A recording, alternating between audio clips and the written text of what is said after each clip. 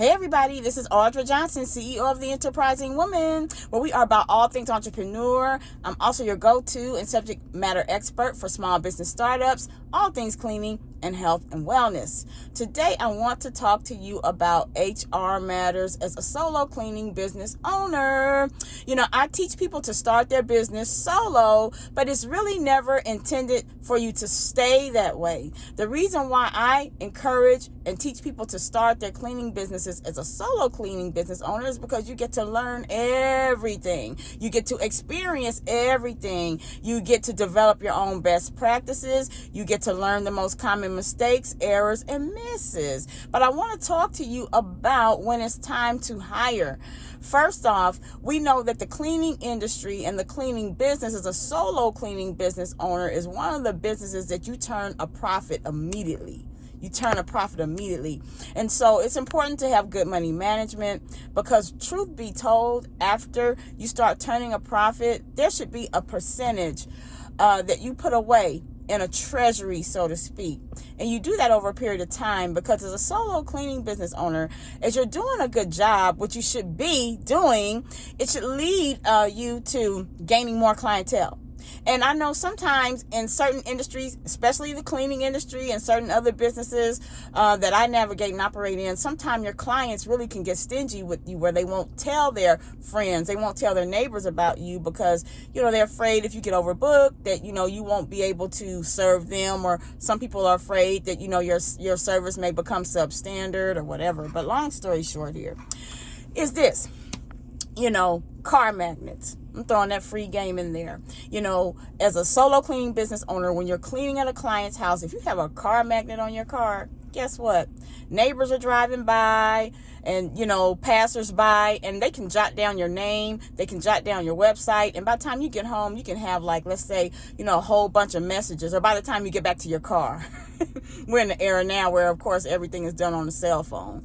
So when you get back to your, back to your phone and all of that, you can have a bunch of leads, a bunch of prospects. So that's one way to gain prospects. Okay, car magnets, just throwing that nugget in there for you. But long story short, you want to always prepare yourself, because when you start putting away a surplus, a treasury of dollars in a separate account that you don't touch, when it's time to hire, you're not stressed. You're not in a position where you're like, oh gosh, I got to take some money away, from my profit and this and that or whatever, because, I got to hire somebody.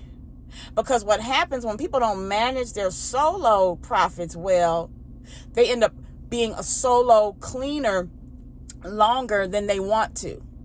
And I'm giving you all this background to tell you this. I'm in a couple of associations in the cleaning industry. And in those associations, I help a lot of people.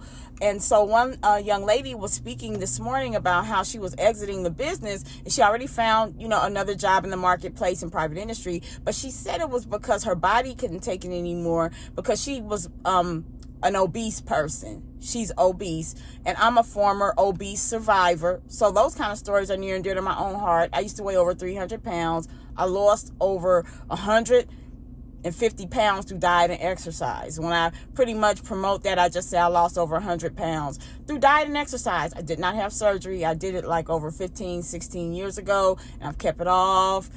Thank God. So I say that to say this, this woman loves cleaning. She enjoys cleaning, but she's giving it up because she says that, the weight and all of that on her body has really, really, really taken a toll on her. Her body just can't take it anymore. So that's why I'm talking and teaching about hiring and when to hire.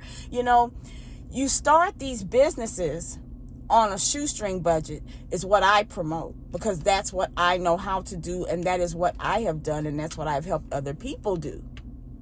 So with that being the case, even when you start the business solo, there should be some sort of plan to grow it. There are people we know that have solo cleaning businesses that have family, they have friends, that pitch in and help them, but everyone doesn't have that situation.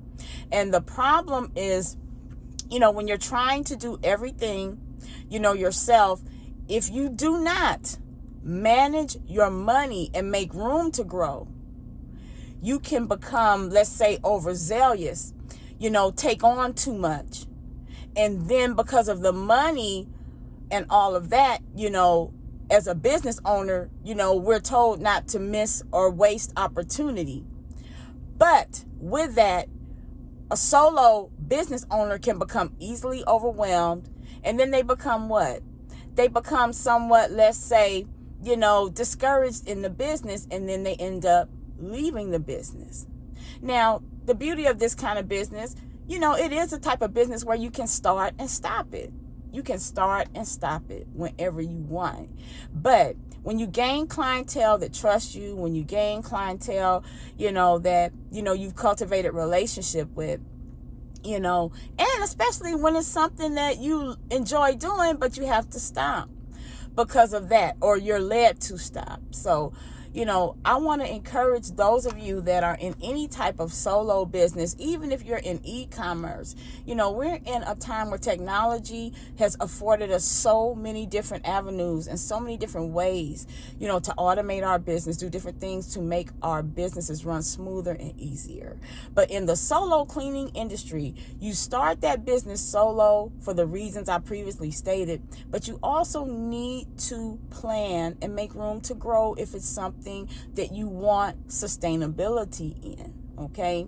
And that's a process. I'll talk on the next video about how to hire and how to fire.